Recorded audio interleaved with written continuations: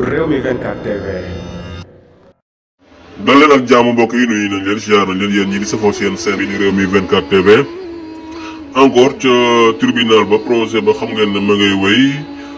kii di juge ba moom la mu xamle mooy nañu renvoyer lii di procès bi lan moo tax mu wax yooyee kàddu nag mooy dafa nemmeeku ne moom dafa asmu te lacrymogène yi nga xam ne ñii di police doon nañ ko dóor ci kaw askan bi daal moom it daf caa nooyi boo xam ne dafa gën a garaaw léegi juge bi li mu wax mooy nañu renvoyer procès bi parce que moom fi mu toll nii daal mënatul ndax dafa asmo léegi nag la ci gën a yéeme mooy avocat yi nga xam ne moom mooy avocat wu Mame Mbaye Niang ñoom nee nañ loolu du ci dal dañu koy àtte parce que renvoi yi dafa bari loolu mënatul nekk àla kulli yàlla ñoom dañu koy àtte tey jii la ci mën di am nag mooy juge ba moom pare na pour renvoyer li nga xam ne moom mooy procès bi parce que daal tey jii li mu nemmeeku moom mooy wér-gi-yaram moom sax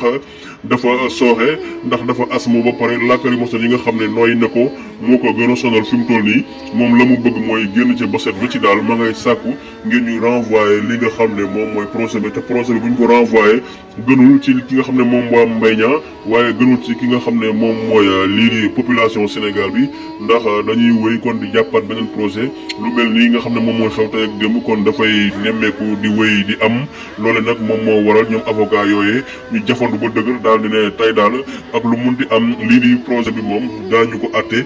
mi ngoog kii di maître Clédor Ciré sax moom dañu ko évacuer parce que xam ngeen ne moom it dafa am ay blessures yoo xam ne